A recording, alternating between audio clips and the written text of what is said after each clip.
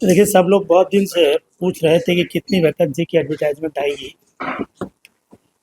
जो 78th संयुक्त परीक्षा होगी, उसके संबंध में जानने की सभी को उत्सुकता रहती है। तो इस बार विभागों से हम लोगों ने एप्लीकेशन वैकेंसी के बारे में सूचना बराबर प्राप्त की है। करीब-करीब सभी विभागों से आ गई है। 1 या 2 विभाग से आना बाकी है, जो हम लोग बाद में भी उसको ऐड कर सकते हैं।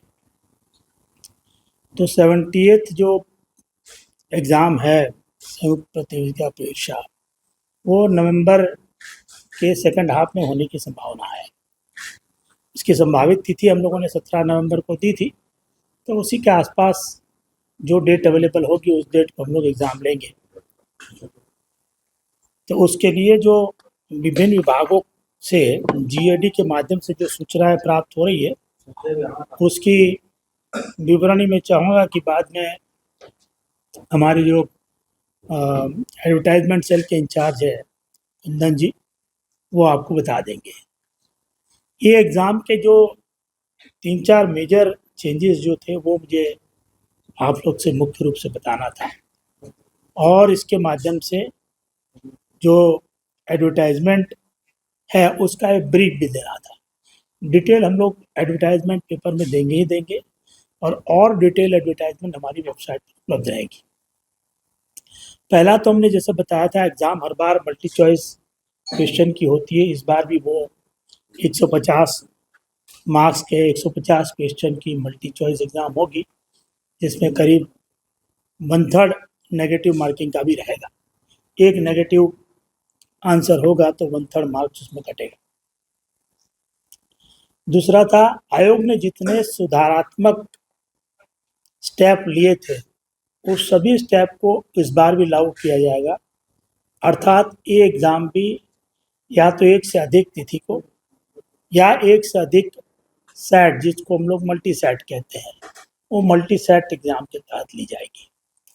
तो पिछले दिनों आपने उसका देखा था, एक से अधिक, हाँ, 1 से अधिक डेट पर भी हो सकते हैं, उन्होंने अभी हमने नहीं लिया है। तो वो हम लोग उसको भी इस बार इस एग्ज़ाम के लिए भी लागू करेंगे। तीसरा था कि ये एग्ज़ाम हर साल की भांति 3 चरणों में है। एक जैसे प्रीलिम होती है, स्क्रीनिंग टेस्ट है, वो मल्टी चॉइस क्वेश्चंस रहते हैं उसमें। वैकेंसी की तुलना में 10 गुना लोगों को इसके लिए पास किया जाएगा, जो मेंस एग्ज़ाम में अपीयर होंगे। मेंस एग्ज़ाम इसकी सब्जेक्टिव होती है, और वो हम लोग फरवरी मार्च या उसकी तिथि के आसपास ले पाएंगे। और वैकेंसी से 2.5 गुना लोगों को मेंस में एग्ज़ाम में उत्तीर्ण किया जाएगा, जिनका अंतिम रूप से साक्षात्कार लिया जाएगा और तब जाके फाइनल रिजल्ट डिक्लेयर होगा। तो ये लास्ट ईयर के जैसे है, वैसे ही सेम चरण में इस एग्ज़ाम को भी लिया जाएगा। इस एग्ज़ाम के साथ 2 इम्पॉर्टेंट चीज़ें हैं जो ध्यान में रखने की है। नंबर ऑफ वैकेंसी बढ़ सकती है, कैटेगरी वाइज भी, टोटल भी और विभाग वाइज भी। कोई विभाग की वैकेंसी घट सकती है, बढ़ सकती है, कुछ विभाग की जुड़ भी सकती है, क्योंकि अभी जो आना बाकी है वो शायद हम लोग जोड़ पाएंगे। और तीसरा था, ये रिज़ल्ट जो होगा इस एग्ज़ाम का, वो रिज़ल्ट जो माननीय सर्वोच्च न्यायालय में केस विचाराधीन है आरक्षण से संबंधी, वो केस के अंतिम फलाफल पर निर्भर करेगा, क्योंकि ये एग्ज़ाम में अभी 50% रिजर्वेशन के आधार पर नंबर ऑफ वैकेंसी का अनुमान किया गया है। अगर वही अंतिम निर्णय रहता है तो ये वैकेंसी करीब-करीब सेम रहेगी। अगर वो निर्णय में चेंज होता है तो तदनुसार, वो निर्णय के अनुसार इसकी नंबर ऑफ वैकेंसी भी चेंज होगी। आगे मैं अनुरोध करूँगा कुंदन जी से कि विस्तृत विवरणी इसकी है कि तो एग्जामिनेशन ले ली ना अभी तो हम लोगों ने, एक तो इंजीनियर की तो ली है हम लोगों ने, नया सर वैकेंसी पीएचडी का है वो सर लौट गया था सर, वापस लौटा सर, है। ये वो नए रिजर्वेशन पॉलिसी के आधार पे था, उसे वापस किया गया है। और जो अभी माननीय उच्च न्यायालय के आदेश के आलोक में जो सामान्य प्रशासन प्रकाशित हो चुकी थी, वो हम लोगों ने परीक्षाएं ले ली। और वो नए वैकेंसी के हिसाब से आने की उस तरीके से। जी।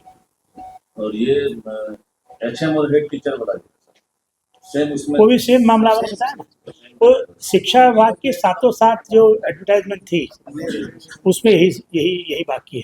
टीआरई 4 को लेकर कुछ आप लोग को सूचना? वो अगेन टीआरई 3 पर निर्भर है। उसमें जो लोग ज्वाइन करेंगे उसके बाद जो वैकेंसी होगी वो विभाग कम्युनिकेट करेगा, तब हम लोग कर पाएंगे उसको। 2-3 पॉइंट है सर, जैसे वो जो आरक्षण रोस्टर है 50% महिलाओं में जो वर्टिकल वाला है, प्लस 3% डब्ल्यूटीसी वाला और 53% वर्टिकल महिला आरक्षण दिया गया, इसको लेकर कंफ्यूजन। और हम तो सरकार के विभाग द्वारा जो आरक्षण श्रेणीवार रोस्टर क्लियर करके दिया जाएगा जीएडी के माध्यम से, उसी के आधार पर वैकेंसी डिक्लेयर करके एग्जाम देंगे। सर ये 17 का सर आपने कहा सर कि 2 फेज में भी हो सकता है, तो फिर सर रिजल्ट को सर इक्वल करने के लिए सर क्या नॉर्मलाइजेशन या तो हाँ, नॉर्मलाइजेशन का प्रोसेस है, वेल एस्टैब्लिश प्रोसेस है, और हाईएस्ट लेवल पर हाईएस्ट कोर्ट में उसको छात्रों को बड़ा विरोध करता है। वो बट नंबर बहुत जगह भारत सरकार भी बहुत सारे ऑर्गेनाइजेशन अलग-अलग डेट पर मल्टी डेट पर लेते ही हैं एग्जाम। 2022 में बीपीएससी ने सर कोशिश किया था सर, एक बड़ा विरोध किया था सर, तो सर विश्वास में लेने की सर प्रयास सर। नहीं, बट वेल एस्टैब्लिश प्रोसीजर है इसका। ये नॉर्मलाइजेशन का प्रोसीजर बहुत साइंटिफिक है और इतना रैंडमली किया जाता है कि किसी बच्चे को किसी तरह का कोई अन्याय नहीं हो सकता। आपको जी एडवांस और बाकी सब टेक्निकल एंट्रेंस एग्जामिनेशन है, उसका भी मल्टी डेट पर एग्जाम होता है, तो उसमें भी बच्चों का नॉर्मलाइजेशन किया जाता है। वो बहुत वेल एस्टैब्लिश प्रैक्टिस है। तो वैसे में मुझे नहीं लगता कि जो बच्चे इस सिस्टम को समझते हैं वो कभी भी इसका विरोध करेंगे, क्योंकि उनको पता है। टीआरई 1 और 2 मैं दो इसलिए बोल रहा हूँ कि हो सकता है इस बार रिकॉर्ड नंबर ऑफ वैकेंसी है, इतनी वैकेंसी कभी हुई नहीं है संयुक्त एग्जाम में। तो अगर नंबर ऑफ कैंडिडेट अपियरिंग ज़्यादा हो जाए, मान लीजिए नॉर्मल 5 लाख 6 लाख होते, इस बार 8-10 लाख हो जाए, तो उतनी हमारे पास कैपेसिटी होनी चाहिए एग्ज़ाम लेने की एक दिन में। अगर नहीं होगी तो हमको मल्टी शिफ्ट या मल्टी डेट करना पड़ेगा। हमको लगता है नंबर ऑफ वैकेंसी देखते हुए बड़े दिन से लोग तो इंतजार भी कर रहे थे, तो हमारे वहाँ नंबर ऑफ कैंडिडेट जरूर पिछले सालों के रिकॉर्ड्स तो आगे बढ़ी जाएगा। नंबर ऑफ वैकेंसी रिकॉर्ड है तो बाहर से अपियर होने वाले बच्चों की संख्या भी बहुत ज़्यादा होगी। सर ये लेकिन 17 नवंबर को सर मेंस भी एग्जाम है सर।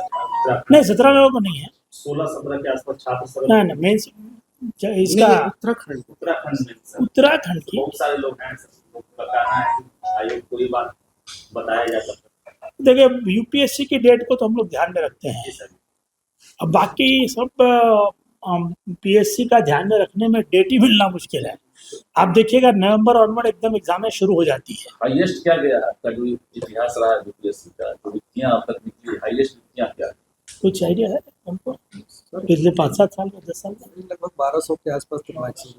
1400 में सर पहली बार ये पहली बार करीब 2000 ये टीआरई 1 और टीआरई 2 वाला बैकलॉग सीट ढूंढने वाला मामला है। शिक्षा विभाग ने सभी जिलों से मांगा है, तो ये बैकलॉग सीट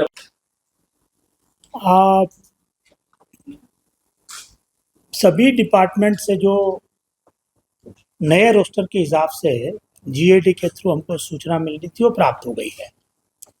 और जैसे आप जानते हैं कि वो एडवर्टाइजमेंट नए रिजर्वेशन पॉलिसी के आधार पर बनी थी। पुराने रिजर्वेशन पॉलिसी के आधार पर उसको कन्वर्ट करने में कुछ श्रेणी में हम लोग को एडिशनल इंटरव्यू लेने पड़ेंगे उसमें एग्रीकल्चर, और दूसरी एग्जाम है जिसमें भी हमको फाइनल रिजल्ट डिक्लेयर करना पड़ेगा। ये स्थिति आएगी क्योंकि पुरानी सिस्टम में 50% का रिजर्वेशन था, नए रिजर्वेशन पॉलिसी में 65 का था। तो जब हम बैक जाएंगे तो वो प्रोपोर्शनल चेंज हो जाएगा, तो इसके हिसाब से नंबर ऑफ कैंडिडेट भी उसके बढ़ जाएंगे, तो हमको ज़्यादा इंटरव्यू लेना पड़ेगा। इंटरव्यू के लिए फिर से शेड्यूल जारी करेंगे, तो उसके लिए हमको फिर से इंटरव्यू लेना पड़ेगा, फिर से नया पर्टिकुलर कैटेगरी का रिजल्ट डिक्लेयर करना पड़ेगा, इंटरव्यू के लिए स्टूडेंट क्वालिफाई करेंगे, फिर हम इंटरव्यू शेड्यूल करेंगे और वो इंटरव्यू लेके फिर हम फाइनल रिजल्ट डिक्लेयर कर जितने स्टूडेंट अपीयर हुए थे इंटरव्यू में, क्या सबको आना होगा फिर से? पाएंगे। जी ना, नहीं। सबको जरूरत ऑब्वियसली उनको आने की जरूरत नहीं है, वही लोग को आना पड़ेगा जिनका जिस कैटेगरी में इस पॉलिसी के कारण नंबर ऑफ सीट बढ़ेगा, उनको हम अकॉर्डिंगली बढ़ाएंगे। टीआरई 3 को लेकर क्या कहें तब रिजल्ट को? टीआरई टीआरई 3 वाले में कब तक होगा सर साहब, आप बता पाएंगे? सर उसमें प्रॉब्लम क्या है ना, जो 87,700 वैकेंसी है, नहीं, टीआरई एग्जामिनेशन के 3 में तो जोड़ने का सवाल नहीं है, अब नहीं होगा। क्योंकि वो ऑलरेडी एग्जाम ली जा चुकी है। जी, अगर वैकेंसी रहेगी तो टीआरई 3 के रिजल्ट के आधार पर जो लोग ज्वाइन करेंगे उसके बाद की वैकेंसी टीआरई 4 में आएगी। टीआरई 4 में आएगी। टीआरई 4 मतलब है, चर्चा है टीआरई 4 की। वो वैकेंसी आएगी तब टीआरई। टीआरई 3 के रिजल्ट से पहले डॉक्यूमेंट्स वेरिफिकेशन को लेकर कई बार हुआ है, क्या इस बार कुछ है ऐसा वेरिफिकेशन करेंगे आप? नहीं, उसमें बहुत ही स्पष्ट है हमारे विज्ञापन में, और जो रिक्रूटर ही डॉक्यूमेंट वेरीफाई करेगा और हम जो कैंडिडेट्स के डिक्लेरेशन पे ही हम रिजल्ट पब्लिश करते हैं। इसलिए डॉक्यूमेंट वेरिफिकेशन आयोग के स्तर पे संभव भी नहीं है और वो हमें नियम के हिसाब से किया भी नहीं है। वो बहुत मेजर एक्सरसाइज है। एक और महत्वपूर्ण सवाल, क्योंकि ऑप्शन आप लोगों ने मांगा था टीआरई 1, 2, 3 में, लेके एलोकेशन तो विभाग ही करता है। आप बताइए कुछ। उसमें जो पूर्व में हम लोगों ने और उसमें जो जिनकी मेधा सूची जिस प्रकार से जिस वर्ग के लिए रिजल्ट था उसी के अकॉर्डिंग उन्हें दिया गया है। इसलिए वो ऐसा नहीं है कि जो चाहने पर वो मेरिट लिस्ट के अकॉर्डिंगली ही उनका अलॉटमेंट किया गया है। तो मेरिट लिस्ट जैसा जिस प्रकार से होगा उस प्रकार से 3 के अलावा चौथा भी मिल गया, पांचवा भी मिल गया। हाँ बिल्कुल, मान लिया जाए कि कोई कैंडिडेट है, किसी वर्ग में उनका सक्सेस होता है, 3 ही उन्होंने ऑप्ट किया, लेकिन उस 3 जिले में फुल हो गया वैकेंसी, तो जिले तो हमारे 38 है, फिर उनको तो बाकी रैंडम जैसे जैसे जिले हैं उस जिले में रैंडमाइजेशन के हिसाब से मिलेगा। चलिए एक बार फिर से पूछना चाहेंगे, क्योंकि लाखों कैंडिडेट आपको सुन रहे हैं, तो ये टीआरई 3 का रिजल्ट का आपका वैकेंसी नहीं आएगी, हमें अगर जिस दिन वैकेंसी आ जाएगी हम लोग लगभग 15 से 20 दिनों के अंदर में रिजल्ट पब्लिश करने की स्थिति है। मतलब दुर्गा पूजा के बाद ही रिजल्ट जो भी है, जब वैकेंसी आ जाए इसमें हम लोग यही कहें। पहले भी हो सकता है, चिंता मत करिए। और कोई सवाल किसी का? जब मामला सब रिलीज हो गया तो फिर पुराने रिजर्वेशन पर नियुक्ति सेम होनी। सिस्टम इसमें। तो हेडमास्टर, हेड टीचर टीआरई 1 में 1 to 5, 6 to 8, 9 to 10, 11 to सभी वैकेंसी नए रिजर्वेशन पर है। जी, तो ये हम लोग तो रेडी कर देंगे, रिजल्ट के प्रोसेस में आ जाएंगे, लेकिन जब तक रोस्टर क्लियर नहीं होगा, अगर पुराने रिजर्वेशन का रिजल्ट होना है रोस्टर क्लियरेंस वाला भी आया नहीं। अभी आए, जब आ जाएगा तो हम लोग अकॉर्डिंगली उसी हिसाब वो से। 7 एग्जाम का रिजल्ट एक बार रोस्टर क्लियर होगा उसके बाद ही कर आपका पाएगा। टारगेट क्या है? तो हम तो जैसा कि माननीय अध्यक्ष महोदय ने कहा कि एकीकृत 17वीं संयुक्त प्रतियोगिता परीक्षा जो कि नवंबर माह के उत्तरार्ध में संभावित है, उसके लिए अभी तक सामान्य प्रशासन विभाग के माध्यम से 17 विभागों ने अधियाचना भेजी है और 1929 अधियाचना प्राप्त हो चुके हैं और 2 विभागों की अधियाचना आज शाम तक उम्मीद है कि 35 पद हैं उसमें प्राप्त होंगे। कुल 17 विभागों में से समूह क और ख, समूह क के लगभग 678 पद हैं जो लेवल 9 के पद हैं और 1251 पद लेवल 7 के यानी समूह ख के। 1900 कितना बोले? 1929 अभी तक प्राप्त हैं और 35 प्राप्त होने की सूचना है। इसमें जो 678 पदों में से जो समूह क का होगा, ग्रुप ए जो कहेंगे सिविल सर्विसेज के जो पद हमारे राज्य का है, उसमें मुख्यतः जो 100 से ज़्यादा है मैं बता दे रहा हूँ।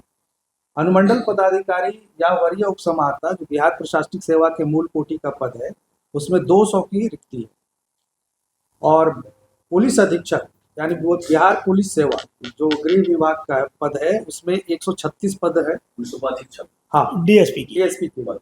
और राज्य कर सहायक आयुक्त जो हमारे वित्त सेवा के पदाधिकारी होंगे 168 रिक्ति है उसमें।